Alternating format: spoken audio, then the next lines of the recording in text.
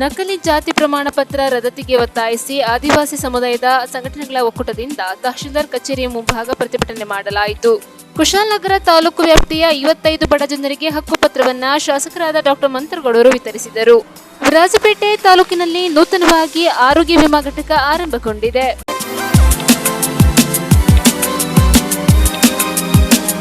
ಕುಶಾಲನಗರ ತಾಲೂಕಿನ ವ್ಯಾಪ್ತಿಯ 55 ಬಡ ಜನರಿಗೆ ಹಕ್ಕುಪತ್ರವನ್ನು ಶಾಸಕರಾದ ಡಾಕ್ಟರ್ ಮಂತ್ರಗೌಡರವರು ವಿತರಿಸಿದರು.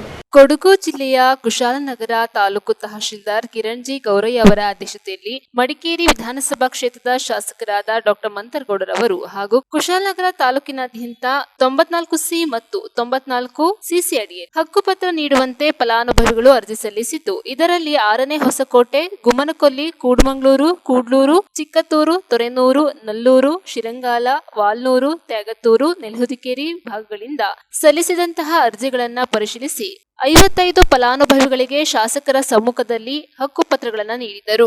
ಇದೇ ಸಂದರ್ಭ ಮಾತನಾಡಿ, ಹಕ್ಕುಪತ್ರವನ್ನ ಯಾರಿಗೂ ಮಾರಾಟ ಮಾಡದಂತೆ, ಅಡ ಇಡದಂತೆ ನೋಡಿಕೊಳ್ಳಬೇಕು. ಇಂತಹ ತಪ್ಪುಗಳನ್ನ ಮಾಡಿದವರ ವಿರುದ್ಧ ಶಿಸ್ತು ಕ್ರಮ ಕೈಗೊಳ್ಳುವುದಾಗಿ ಫಲಾನುಭವಿಗಳಿಗೆ ಕಿವಿಮಾತು ಹೇಳಿದರು. ಇದೇ ಸಂದರ್ಭ ವೇದಿಕೆಯ ಮೇಲೆ ತಾಲೂಕು ಗ್ಯಾರಂಟಿ ಯೋಜನೆ ಅನುಷ್ಠಾನ ಸಮಿತಿ ಅಧ್ಯಕ್ಷರಾದ ಶಶಿಧರ್, ಕಾಂಗ್ರೆಸ್ ಪಕ್ಷದ ಮುಖಂಡರಾದ ನಟೇಶ್ ಗೌಡ, ಕಾಂಗ್ರೆಸ್ ನಗರ ಅಧ್ಯಕ್ಷರಾದ ಜೋಸೆಫ್ ಇಟ್ಟಸೋನ್ಸ್, ಅಕ್ರಮ ಸಕ್ರಮ ಅಧ್ಯಕ್ಷರಾದ ಗೋವಿಂದಪ್ಪ, ಸದಸ್ಯರುಗಳು ಉಪಸ್ಥಿತರಿದ್ದರು. ಗ್ರಾಮದ ಅಂದರೆ 6ನೇ ಹೊಸಕೋಟೆ ಇರ್ಬೋದು, ಅದೇ ರೀತಿಯಲ್ಲಿ ಕೂಡ್ಲೂರು ಇರ್ಬೋದು, ತೊರೆನೂರು ಇರ್ಬೋದು, ಶಿರಂಗಾಲ ಇರ್ಬೋದು, ವಾಲ್ನೂರು, ತ್ಯಾಗದೂರು ಇರ್ಬೋದು, ಹೆಬ್ಬಾಲಿ ಇರ್ಬೋದು, ಹುಲ್ಸೆ ಇರ್ಬೋದು, ಹಲವಾರು ಗ್ರಾಮದಿಂದ ಪಟ್ಟಿ ಪೆಂಡಿಂಗ್ ಆಗಿರೋಂಥ ಅರ್ಜಿಗಳು ಇವತ್ತು ತಹಸೀಲ್ದಾರು ಆದಂಥ ಕಿರಣ್ ಗೌರೇನವರು ಅವರು ರಿಟೈರ್ಮೆಂಟ್ ಟೈಮಲ್ಲಿ ನಮ್ಮ ಕೆಲಸ ಇದೆ ಇಲ್ಲ ಇಲ್ವಾ, ಮೈಕೇನು ಅವಶ್ಯಕತೆ ಇಲ್ಲ ಅಂತ ಕಿರಣ್ ಗೌರೇನವರು 31ನೇ ತಾರೀಕು ಅವರು ಡಿಪಾರ್ಟ್ಮೆಂಟಿಂದ ರಿಟೈರ್ಮೆಂಟ್ ಆಯ್ತಾ ಇದ್ದಾರೆ. ಆ ರಿಟೈರ್ಮೆಂಟಿಂದಾನೇ ಒಂದು ಸ್ವಲ್ಪ ಚುರುಕಾಗವ್ರೆ ಅಂತ ನನ್ನ ಅಭಿಪ್ರಾಯ. ಕೊನೆಯದಾಗಾದರೂ ಒಳ್ಳೆ ಕೆಲಸ ಮಾಡ್ಕೊಂಡು ಹೋಗಲಿ ಅಂತ ಅವ್ರು ಮಾಡ್ತಾರೆ. ಇಲ್ಲಿ ಗಂಟನೂ ಅದ್ಭುತವಾಗಿ ಕೆಲಸ ಮಾಡ್ಕೊಂಡು ಬಂದವ್ರೆ. ಈಗ ಇನ್ನೊಂದು 10 ದಿವಸ ಅವ್ರ ಅವಧಿಲಿ ಆದಷ್ಟು ಕಾಮಗಾರಿ ಮಾಡಿಕೊಡಿ ಅಂತ ಅವ್ರಿಗೆ ಮನವಿ ಮಾಡ್ತಾ, ನಿನ್ನೆ ತಾನೇ ಡಾಕ್ಟ್ರೇ 50 ಹಕ್ಕುಪತ್ರಗಳು ರೆಡಿ ಮಾಡಿದ್ದೀವಿ, ನಮ್ಮ ಇದರಲ್ಲಿ ನಾನು ಮಾಡಿಸ್ಕೊಡ್ತೀವಿ ಅಂತಂದಾಗ ನಾನು ಇಲ್ಲ ನೆಕ್ಸ್ಟ್ ವೀಕ್ ಮಾಡೋಣ ಅಂತ ನಾವು ಪ್ಲ್ಯಾನ್ ಮಾಡಿಕೊಂಡು ಇಲ್ಲ ಡಾಕ್ಟ್ರೇ ಬೇಗ ಮುಗಿಸೋಣ ಅಂತಂದ ಸಂದರ್ಭದಲ್ಲಿ ಕಿರಣ್ ಅವರು ಇವತ್ತೇ ಎಲ್ಲ 54 ಜನ ಸೇರಿಸ್ಕೊಂಡು ಹಕ್ಕುಪತ್ರ ವಿತರಣೆ ಮಾಡಲಿಕ್ಕೆ ಇವತ್ತು ಕಾರ್ಯಕ್ರಮದಲ್ಲಿ ಶಶಿಯಣ್ಣವರು, ಜೋಶಿಯಣ್ಣವರು, ಗೋವಿಂದಪ್ಪನವರು, ಸಂಜೀವಣ್ಣವರು, ನಟೇಶಣ್ಣವರು, ಎಲ್ಲ RI ಸಿಬ್ಬಂದಿ, ಎಲ್ಲ ಇಲಾಖೆ ಸಿಬ್ಬಂದಿಗಳು, ವಿಶೇಷವಾಗಿ ನಮ್ಮ ಅರ್ಜಿದಾರಗಳು ಹಲವಾರು ವರ್ಷದಿಂದ. ನೀವು ಎಷ್ಟು ವರ್ಷ ಆಯ್ತಣ್ಣ ನೀವು ಹಾಕಿ? 3 ವರ್ಷ, ನಾವು 3 to 4 years, 5 ವರ್ಷ. ಕೆಲವು ಜನ ಜಾಸ್ತಿ ಇರ್ಬೋದು, ಕೆಲವು ಜನ ಕಡಿಮೆ ಇರ್ಬೋದು. ನಾನು ನಿಮಗೆ ಒಂದು ಮನವಿ ಏನು ಅಂತಂದರೆ, ಏನಾಗುತ್ತೆ ಅಂತಂದರೆ, ನಮಗೆ ಜಾಗ ಇಷ್ಟಿದೆ ಅಂದ್ಕೊಳ್ಳಿ, ಆ ಜಾಗ ಎಲ್ಲನೂ ನಮಗೆ ಬರಬೇಕು ಅಂತ ನಮ್ಗೆ ಆಸೆ ಇರ್ತದೆ. ಅದಕ್ಕೋಸ್ಕರ ಹಕ್ಕುಪತ್ರಗಳು ಎಲ್ಲ ಆ್ಯಾವ್ರೇಜ್ ಆಗಿ ಮಾಡಿದ್ರೆ ಇಲ್ಲ as per dimension, as per ಅವ್ರ ಅನುಭವ ಇರ್ತದೆ, ಅವ್ರ ಆ್ಯಸ್ ಪರ್ ಡೈಮೆನ್ಷನ್ ಆಗಿ ಮಾಡಿ. ಈಗ ಇದು ಸರ್ವೇನೂ ಆಗಿ ಕೂತಿದೆ ಅವ್ರ ಜಾಗದಲ್ಲಿ, ದುರಸ್ತಿ ಏನಾಗೋದು ಅವಶ್ಯಕತೆ ಇಲ್ಲ. 9 and 11ಗೆ ಸಾರಿ, ಇದಾದಮೇಲೆ 9 and 11ಗೆ ಅವಕಾಶ ಇದೆಯಲ್ಲ, ಇದು ಇಮಿಡಿಯೇಟಾಗಿ ಹಕ್ಕುಪತ್ರ ಸಿಕ್ಕಾದ್ಮೇಲೆ 9 and 11ಗೆ ನೀವು ಅಪ್ಲಿಕೇಶನ್ ಬೇಗ ಹಾಕ್ಬೋದು. ಯಾಕಂದರೆ ಅದು ರೆಗ್ಯುಲರೈಸ್ ಆಗಬೇಕು ಅಂದರೆ 9 and 11 ಕೂರಲೇಬೇಕಾಗುತ್ತೆ. ಆ ವಿಚಾರದಲ್ಲಿ ಏನು 54 ಫಲಾನುಭವಿಗಳಿಗೂ ನಮ್ಮ ತಹಸೀಲ್ದಾರ್ ಅವರು ವಿಶೇಷವಾಗಿ ಕಾಳಜಿ ವಹಿಸಿ ಇವತ್ತು ಈ ಕಾರ್ಯಕ್ರಮ ಅವರು ಮಾಡಿಕೊಟ್ಟಿರೋದಕ್ಕೆ ಎಲ್ಲ ನಾವು ಸಾಮೂಹಿಕವಾಗಿ ಒಂದು 10-15 ಕೊಡೋಣ. ಅದಾದಮೇಲೆ ಎಲ್ಲರೂ ಬಂದು ನಂಬರ್ ವೈಸ್ ಇದ್ದಂಥ ಭಾರತವನ್ನು ಉಳುವವರಿಗೆ ಭೂಮಿ ಮೂಲಕ 57, 53 ಹಾಕೋದ್ರ ಮೂಲಕ ನಿಮಗೆ ನೀವು ಮಾಡಿಕೊಂಡ ಭೂಮಿಗೆ ಅವಕಾಶ ಕೊಡ್ತಾ ನೀವು ನಿಮ್ಮ ಜಮೀನ್ದಾರನ್ನ ಮಾಡಿ, ಜನತಾ ಕಾಲೋನಿಗಳು, ನವಗ್ರಾಮಗಳು, ಆಶ್ರಯ ಕಾಲೋನಿಗಳು ಇದನ್ನು ಮಾಡಿದ ಯಾರು ಅಂತ ತಮ್ಗೆ ಗೊತ್ತಾಗಬೇಕು, ಮನವರಿಕೆ ಆಗಬೇಕು. ಇದೆಲ್ಲವೂ ಕೂಡ ಇಂದಿರಮ್ಮನ ಕಾಲದಲ್ಲಿ, ದೇವರಾಜರ ಕಾಲದಲ್ಲಿ ಇದೆಲ್ಲವೂ ಆಗಿದೆ. ಬೇರೆ ಎಲ್ಲ ನಿಮ್ಮನ್ನು ಜಮೀನ್ದಾರರು ಮಾಡಿದರೆ, ನಿಮಗೆ ನಿವೇಶನ ಕೊಟ್ಟಿದ್ರೆ, ಈ ರೀತಿ ಬಡಾವಣೆಗಳನ್ನ ನಿರ್ಮಾಣ ಮಾಡಿ ನಿಮಗೆ ಸುಸಜ್ಜಿತವಾಗಿ ಅಲ್ಲಿ ವ್ಯವಸ್ಥೆ ಮಾಡಿದರೆ, ಆಶ್ರಯ ಯೋಜನೆಗಳಿರ್ಬೋದು, ನವಗ್ರಾಮ ಇರ್ಬೋದು, ಜನತಾ ಕಾಲೋನಿ, ಇದೆಲ್ಲ ಏನು ನಿರ್ಮಾಣ ಆಗಿದೆ ಅದೆಲ್ಲವೂ ಕೂಡ ಯಾರ ಕಾಲದಲ್ಲಾಗಿದೆ ಮತ್ತು ಯಾರ ಕನಸಿನ ಮೇಲೆ ಇದೆಲ್ಲ ಆಗಿದೆ ಅನ್ನೋದು ವಾಸ್ತವ ಅಲ್ಲದೆ ಬೇರೆ ಏನು ಹೇಳ್ತಿಲ್ಲ. ನಾವು ನಿಮಗೆ ಕಳೆದ ಬಾರಿ 16,000 ನಮ್ಮ ತಾಲೂಕಿನಲ್ಲಿ, ನಮ್ಮ ಸೋಮವಾರಪೇಟೆ ತಾಲೂಕಿದ್ದಾಗ, ಸೋಮವಾರಪೇಟೆ ಮತ್ತು ಕುಶಾಲನಗರ ಇದ್ದಾಗ 16,000 ಜನರಿಗೆ ಈ 94C ನಾವು ಹಕ್ಕುಪತ್ರ ವಿತರಣೆ ಮಾಡಿದ್ವಿ 16,000.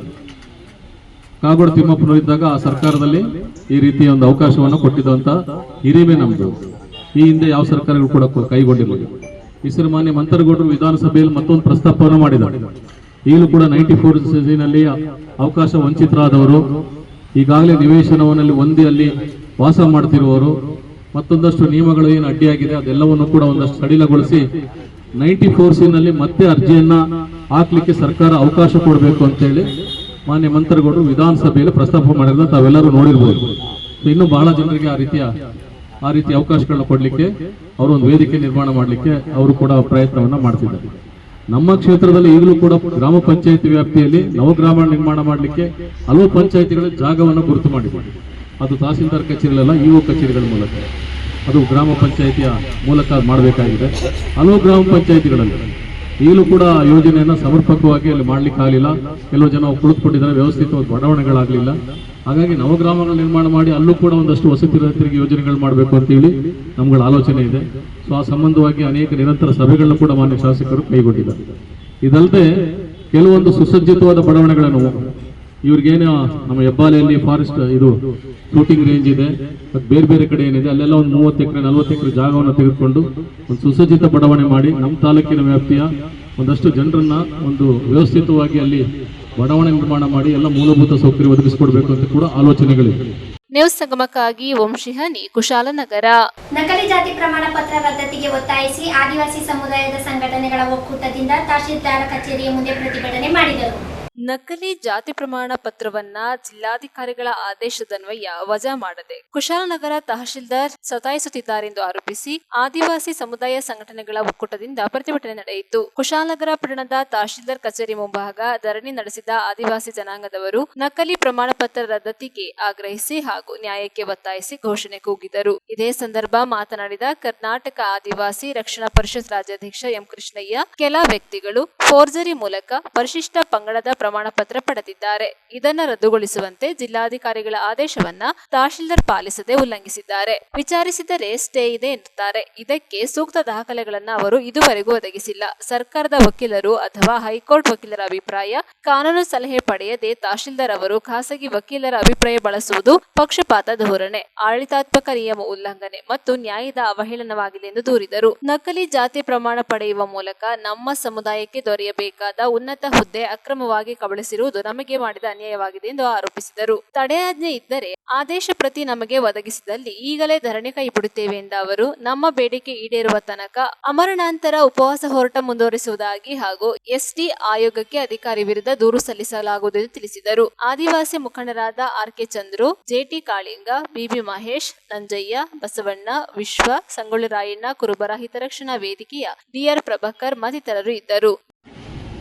ನನ್ನ ಹೆಸರು ಎಂ ಕೃಷ್ಣೆ ಅಂತ, ಕರ್ನಾಟಕ ಆದಿವಾಸಿ ರಕ್ಷಣಾ ಪರಿಷತ್ನ ರಾಜ್ಯಾಧ್ಯಕ್ಷರು.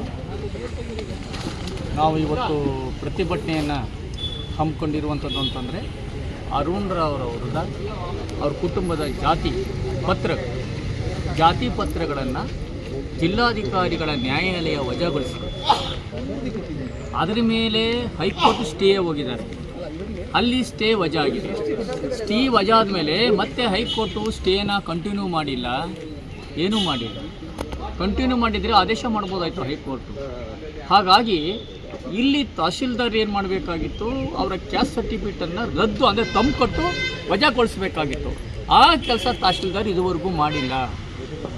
ಇದರಿಂದಾಗಿ ನಮ್ಮ ಆದಿವಾಸಿಗಳಿಗೆ ಎರಡೂ ಕಡೆಯ ಅಧಿಕಾರಗಳ ಕೈ ತಪ್ಪೋಗಿದ್ದಾವೆ. ಒಂದು, ಬಸವನಹಳ್ಳಿ ಲ್ಯಾಂಪ್ ಸಹಕಾರ ಸಂಘದ ಅಧ್ಯಕ್ಷನಾಗಿ ಕಂಟಿನ್ಯೂ ಆಗಿದ್ದಾನೆ. ಇನ್ನೊಂದು, ಈ ಡಿಸ್ಪ್ಯೂಟ್ ಇದ್ದರು, ಕ್ಯಾಸ್ಟ್ ಸರ್ಟಿಫಿಕೇಟ್ ವಜಾ ಆಗಿದ್ದರು, ಕರ್ನಾಟಕ ರಾಜ್ಯ ಲ್ಯಾಂಪ್ ಸಹಕಾರಿ ಮಹಾಮಂಡಲದ ಅಧ್ಯಕ್ಷನಾಗಿದ್ದಾರೆ. ಇದು ಕೆಲವು ರಾಜಕಾರಣಿಗಳು ಬೆಂಬಲಿಸಿಬಿಟ್ಟಿದ್ದಾರೆ. ಇದು ಇಡೀ ನಮ್ಮ 10 ಜಿಲ್ಲೆಗಳ ಆದಿವಾಸಿಗಳಿಗೆ ಬಹುದೊಡ್ಡ ಘೋರ ಅನ್ಯಾಯ ಮಾಡಿದಂತಾಗಿದೆ. ಅದು ಆಗಬಾರ್ದು. ಈ ಒಂದು ತಹಶೀಲ್ದಾರ್ ಮಾಡಿರ್ತಕ್ಕಂಥ ಒಂದು ಎಡವಟ್ಟಿನಿಂದ ಈ ಎರಡೂ ಅಧಿಕಾರಿಗಳಲ್ಲಿ ಕಂಟಿನ್ಯೂ ಮಾಡಿದ್ದಾನೆ. ಈಗ ಬಸವನಹಳ್ಳಿ ಇದು ಏನಿದೆ ವಜಾಗೊಳಿಸಬೇಕಾಯ್ತು, ಸದಸ್ಯತ್ವವನ್ನೇ ವಜಾಗೊಳಿಸಬೇಕಾಯಿತು. ಅಲ್ಲಿ ಡಿ.ಆರ್ಗೆ ಅರ್ಜಿ ಕೊಟ್ಟಿದ್ದಾರೆ, ಎ.ಆರ್ಗೆ ಅರ್ಜಿ ಕೊಟ್ಟಿದ್ದಾರೆ. ಅಲ್ಲಿ ಸೆಕ್ರೆಟ್ರಿ ಇಮ್ಮಿಡಿಯೇಟ್ಲಿ ವಜಾ ಮಾಡಬೇಕಾಯಿತು, ಮೆಂಬರ್ಶಿಪ್ನ ವಜಾ ಮಾಡಿಲ್ಲ. ಆ ಕಾರಣಕ್ಕಾಗಿ ಅಲ್ಲಿ ಕಂಟಿನ್ಯೂ ಆಗಿದ್ದಾನೆ. ಮತ್ತು ಮಹಾಮಂಡಲದಲ್ಲಿ ಇವರು ಡೆಲಿಗೇಟ್ ಕಳ್ಸಂಗೇ ಇಲ್ಲ, ಪ್ರತಿನಿಧಿನ ಕಳ್ಸಂಗೇ ಇಲ್ಲ ಅದನ್ನು. ಯಾಕೆಂತಂದ್ರೆ ಅವ್ರು ಕ್ಯಾಸ್ಟ್ ಸರ್ಟಿಫಿಕೇಟ್ ಎಲ್ಲ ವಜಾ ಆಗಿರೋದ್ರಿಂದ ಅದನ್ನ ಯಾವುದನ್ನು ಪರಿಗಣಿಸ್ತೇನೆ ಏಕಾಏಕಿ ಬೋರ್ಡ್ ಏನು ಮಾಡಿದ್ದಾರೆ, ಅವನ್ನ ಡೆಲಿಗೇಟನ್ನು ಕಳಿಸ್ಬಿಟ್ಟಿದ್ದಾರೆ. ಹೈಕೋರ್ಟಲ್ಲಿ ಸ್ಟೇ ವಜಾ ಇದ್ದರೂ ಸಹ ಎಲ್ಲೂ ಸಹ ಸ್ಟೇ ಕಂಟಿನ್ಯೂ ಅಂತಿಲ್ಲ. ಸ್ಟೇ ಕಂಟಿನ್ಯೂ ಇದು ಅದೇ ಕೇಳಿದ್ದೀವಿ ನಾವು, ಸ್ಟೇ ಕಂಟಿನ್ಯೂ ಅಂತಿದ್ದರೆ ನಮಗೆ ಕೊಡಿ ಅದರ ಪತ್ರವನ್ನು ಅಂತ. ಇಲ್ಲ, ಈಗ ಅದನ್ನು ಈಗ ಜಸ್ಟ್ ಒಂದು 10 ನಿಮಿಷದ ತಕ್ಷಣ ಚರ್ಚೆ ಮಾಡಿದ್ದೀವಿ. ಅವರು ಸರ್ಕಾರಿ ವಕೀಲರನ್ನ ಒಪಿನಿಯನ್ ತಗೋಬೇಕಾಯ್ತೆ ಹೊರತು ಒಂದು ಯಾರು ರೋಹಿತ್ ಸುಬ್ಬಯ್ಯನ ಖಾಸಗಿ ವಕೀಲರೊಬ್ಬನ ರೋಹಿತ್ ಸುಬ್ಬಯ್ಯನವ್ರನ್ನ ಮೈಸೂರನ್ನ ಕರೆದು ಅವ್ರ ಒಪಿನಿಯನ್ ತಗೊಂಡಿದ್ದಾರೆ. ಅದು ಇಲ್ಲಿಗಲ್, ಕಾನೂನು ಬಾಹಿರ. ಇವ್ರದ್ದೇ ಆದ ಪ್ರಾಧಿಕಾರ ಇದೆ, ಲೀಗಲ್ ಒಪಿನಿಯನ್ ತಗೊಳ್ಳೋಕ್ಕೆಲ್ಲ ಅವಕಾಶಗಳಿದ್ದಾವೆ. DC ವಕೀಲರು ಯಾರಿದ್ದಾರೆ ಅವ್ರ ಮುಖಾಂತರ, ಸರ್ಕಾರಿ ವಕೀಲರ ಮುಖಾಂತರ ಇವ್ರ ಒಪಿನಿಯನ್ ತಗೋಬೇಕಾಗಿತ್ತು. ಆ ಕೆಲಸವನ್ನು ಮಾಡ್ದೇನೆ ರೋಹಿತ್ ಸುಬ್ಬಯ್ಯನ ಹತ್ರ ಇಲ್ಲಿಗಲಾಗಿ ಕಾನೂನು ಬಾಹಿರವಾಗಿ ಒಪಿನಿಯನ್ ತಗೊಂಡು ಆದೇಶ ಮಾಡ್ತಕ್ಕಂಥದ್ದಲ್ಲಿ ಲಿಂಬರ್ ಹಾಕೊಡ್ತಕ್ಕಂಥದ್ದು ಬರಲ್ಲ. ಅವ್ರ ಇವ್ರ ಫ್ರೆಂಡು ಮತ್ತೆ ಈ ಕೇಸ್ ಬಗ್ಗೆ ಇಲ್ಲಿ ವಾದ ಮಂಡನೆ ಮಾಡಿದ್ದಾರೆ. ಅವ್ರ ಹತ್ರ ಹೆಂಗೆ ಇವರು ಒಪಿನಿಯನ್ ತಗೊಳಕ್ ಸಾಧ್ಯ ಇದೆ? ಇದು ಅಟ್ಲೀಸ್ಟ್ ಇದು ಕಾನೂನು ಬಾಹಿರ. ಈ ತಹಶೀಲ್ದಾರ್ ಮಾಡಿರತಕ್ಕಂಥ ಕೆಲಸಗಳು ಎಲ್ಲವೂ ಕಾನೂನು ಬಾಹಿರವಾಗಿದ್ದಾವೆ, ಕಾನೂನುಬದ್ಧವಾಗಿ ಯಾವುದು ಮಾಡಿಲ್ಲ. ತಹಶೀಲ್ದಾರರು ಆ್ಯಕ್ಚುಲಿ ನಮ್ಮ ಆದಿವಾಸಿಗಳ ಮೇಲೆ ಬಹುದೊಡ್ಡ ದೌರ್ಜನ್ಯವೆನಿಸಿದ್ದಾರೆ. ಯಾಕೆಂತಂದರೆ ನಮ್ಗೆ ಇವ್ರ ಮುಖಾಂತರ ಅಧಿಕಾರ ತಪ್ಪಾಗಿದೆ. ನಮ್ಮ ಆದಿವಾಸಿಗಳಿಗೆ ಎರಡೂ ಕಡೆ ಅಧಿಕಾರ ಸಿಗ್ತಾ ಇಲ್ಲ. ಇರೋ ಸಣ್ಣ ಪುಟ್ಟ ಅಧಿಕಾರಿಗಳು ನಮಗೆ ಯಾವುದು ನಮ್ಮ ಆದಿವಾಸಿಗಳಿಗೆ ಅದನ್ನು ತಪ್ಪಿಸಿದ್ದಾರೆ. ಸವಲತ್ತುಗಳು ತಗೊಳ್ತಾನೆ, ನಮ್ಮ ಟ್ರೈಬಲ್ ಬರೋ ಸವಲತ್ತು ಅವನೇ ತಗೊಳ್ತಾ ಇದ್ದಾನೆ. ಹಾಗಾಗಿ ಈಗ ಆತನ ಮೇಲೆ ಕ್ರಿಮಿನಲ್ ಕೇಸ್ ಫೈಲ್ ಮಾಡಬೇಕು. ಕೇಸ್ ಫೈಲ್ ಮಾಡುವಂಥ ಅನಿವಾರ್ಯತೆ ಇದೆ. ಅದೇನು ಮಾಡ್ತಾ ಇಲ್ಲ ಇವರು. ಇಲ್ಲ ಹೈಕೋರ್ಟಲ್ಲಿ ಸ್ಟೇ ಇದೆ, ನಾವೇನು ಮಾಡೋಕ್ಕೆ, ಸ್ಟೇ ಕಾಪಿ ಕೊಡಿ ಅಂದರೆ ಸ್ಟೇ ಕಾಪಿ ಕೊಡ್ತಾ ಇಲ್ಲ ತಹಶೀಲ್ದಾರು. ಹೈಕೋರ್ಟಲ್ಲಿ ಕಂಟಿನ್ಯೂ ಸ್ಟೇ ಕಾಪಿ ಕೊಡಬೇಕಲ್ಲ, ನಮಗೆ ಸ್ಟೇ ಕಾಪಿ ಕೊಡ್ತಾ ಇಲ್ಲ. ಅಲ್ಲಿ ನಮ್ಮ ಸ್ನೇಹಿತರುಗಳು ಕೊಟ್ಟಿದ್ದಾರೆ. ಸುಪ್ರೀಂ ಕೋರ್ಟ್ ಜಡ್ಜ್ಮೆಂಟ್ ಏನು ಹೇಳುತ್ತೆ, ಹೈಕೋರ್ಟ್ ಜಡ್ಜ್ಮೆಂಟ್ ಏನು ಹೇಳುತ್ತೆ, ಇದು ಕೇಸು ಹೈಕೋರ್ಟು ಸ್ಟೇ ವಜಾ ಆದಮೇಲೆ ಮತ್ತೆ ಅದು ಡೆಫಿನೇಷನ್ ಏನು ಹೇಳುತ್ತೆ. ಸುಪ್ರೀಂ ಕೋರ್ಟ್ದು ಜಡ್ಜ್ಮೆಂಟ್ ಕಾಪಿ ಕೊಟ್ಟಿದ್ದಾರೆ. ಇತ್ತೀಚೆಗಾಗಿರ್ತಕ್ಕಂಥದ್ದು ಹೈಕೋರ್ಟ್ ಜಡ್ಜ್ಮೆಂಟ್ ಕಾಪಿಗಳು ಕೊಟ್ಟಿದ್ದಾರೆ. ಅದು ಓದ್ಕೋಬೇಕು ತಾನೆ, ಮಾಡ್ಕೋಬೇಕು ತಾನೆ. ಅದೇನು ಇಲ್ಲದೇ ಕ್ಯಾಸ್ಟ್ ಸರ್ಟಿಫಿಕೇಟ್ನ ಕಂಟಿನ್ಯೂ ಮಾಡೋದೇನಿದೆ ತಹಶೀಲ್ದಾರ್ಗೆ. ಇವರಿಂದ ಸಮಸ್ತ 10 ಜಿಲ್ಲೆಯ ಆದಿವಾಸಿಗಳಿಗಿಲ್ಲ ಅನ್ಯಾಯ ಆಗಿದೆ, ಘೋರ ಅನ್ಯಾಯ ಮಾಡಿದ್ದಾರೆ. ಈಗ DC ಸಾಹೇಬ್ ಕ್ಯಾನ್ಸಲ್ ಮಾಡಿದ್ಮೇಲೆ ಮುಗೀತು, ರೈಟ್ಸ್ ಇಲ್ಲ, ಅದಕ್ಕೆ ರೈಟ್ಸ್ ಬರಲ್ಲ. ಇವರು ಪೆಂಡಿಂಗ್ ಇಟ್ಕೊಂಡು ಅವನಿಗೆ ರೈಟ್ಸ್ ಕೊಡ್ತಾ ಇದ್ದಾರೆ. ಈ ಕೇಸನ್ನು ಪೆಂಡಿಂಗ್ ಇಟ್ಟು ರೈಟ್ಸ್ ಕೊಡ್ತಾ ಇದ್ದಾರೆ ಸರ್. ಅದಕ್ಕೆ ನಾವೇನು ಹೇಳಿದೇನೋ, ಆದಿವಾಸಿಗಳು ನಮಗೆ ಕರೆಕ್ಟಾಗಿ ನ್ಯಾಯ ಕೊಡಬೇಕು. ನ್ಯಾಯ ಕೊಡಲಿಲ್ಲ ಅಂದರೆ ಈ ತಹಶೀಲ್ದಾರ್ದ ಎಲ್ಲ ಅಕ್ರಮಗಳು ತನಿಖೆ ಆಗಬೇಕು, ಕ್ರಮ ಆಗಬೇಕು. ಕೂಡಲೇ ಅಮಾನತ ಮಾಡಿ ಇವ್ರ ಎಲ್ಲ ಅಕ್ರಮಗಳನ್ನು ತನಿಖೆ ಮಾಡಲಿ ಅಂತ ನಮ್ಮದು ಘೋಷಣೆ. ಕೊಡಗು ಜಿಲ್ಲೆ ಕುಶಾಲನಗರ ತಾಲೂಕಿನಲ್ಲಿ ನನ್ನ ಹೆಸರು RK ಚಂದ್ರ ಅಂತೇಳಿ ನಮ್ಮ ರಾಜ್ಯಾಧ್ಯಕ್ಷರು ಇವಾಗಲೇ ಮಾತಾಡಿದ್ದಾರೆ. ಜಾತಿ ಸರ್ಟಿಫಿಕೇಟ್ ಏನು ಅನ್ಯಾಯ ಆಗ್ತಾಯಿದೆ ಅಂತ ಹೇಳೋದನ್ನ ಅರುಣರಾವ್, ಸುನೀಲ್ ರಾವ್, ಅವ್ರ ರಾಜಾರಾವ್ ಕುಟುಂಬ ನಮ್ಗೆ ಏನು ತೊಂದರೆ ಮಾಡ್ತಿದ್ರು ಅಂತ ಹೇಳಿದ್ರೆ, ಇವತ್ತು ಜಿಲ್ಲಾಧಿಕಾರಿ ಅವರ ಆದೇಶನೂ ಕೂಡ ಅವರು ಜಾತಿ ಅಲ್ಲ ಅಂತೇಳಿ ಕೂಡ ವಜಾಗೊಳಿಸಿದ್ದಾರೆ. ಹಾಗೆ ಹೈಕೋರ್ಟ್ ಕೂಡ ವಜಾಗೊಳಿಸಿದೆ. ಹೈಕೋರ್ಟ್ ಕೂಡ ಯಾವ ದಾಖಲೆ ಇಲ್ಲ, ಇದು ಎಲ್ಲ ಸುಳ್ಳನ್ನು ಕೊಟ್ಕೊಂಡು ನಮ್ಮ ಮೇಲೆ ದೌರ್ಜನ್ಯ ಮಾಡಿಕೊಂಡು ಈ ಒಂದು 15 ದಿವಸ ಹಿಂದೆ ಕೂಡ ಮಾಧ್ಯಮದಲ್ಲಿ ಅವರು ನಮಗೆ ಒಂದು ಬೆದರಿಕೆ ಹಾಕಿದ್ದಾರೆ. ಕೇಸ್ ಮಾಡ್ತೀವಿ, ಕೇಸ್ ಹಾಕ್ತೀವಿ, ಇದು ಮಾಡ್ತೀವಿ. ನಾವು ನಿಜವಾದ ಆದಿವಾಸಿ ಜನಾಂಗ, ಜೇನು ಕುರುಬ, ಸೋಲಿಗ, ಎರವ ಅಂತ ಏನಿದ್ದೀವಿ, ನಾವು ನಿಜವಾದ ಆದಿವಾಸಿಗಳು. ಅವರು ಸುಳ್ಳು ಸರ್ಟಿಫಿಕೇಟು ಅಧಿಕಾರಿಗಳು ದಾರಿ ತಪ್ಪಿಸಿ ಮಾಡಿಕೊಂಡ ಸರ್ಟಿಫಿಕೇಟ್ ಮೇಲೆ ನಮಗೆ ಯಾವುದೇ ಕ್ರಮ ತಗೊಳ್ಳೋಕ್ಕೂ ಆಗೋದಿಲ್ಲ, ಏನು ಮಾಡಲಿಕ್ಕಾಗೋಲ್ಲ. ನಾವು ಅವ್ರ ಮೇಲೆ ಅಟ್ರಾಸಿಟಿ ಕೇಸ್ ನಾವು ಮಾಡ್ಬೋದು ಕಾನೂನಲ್ಲಿ. ತಹಸೀಲ್ದಾರ್ ಮೇಲೆ, ಈ ರಾಜರಾವ್ ಮಕ್ಕಳ ಮೇಲೆ ನಾವು ಮಾಡ್ಬೋದು.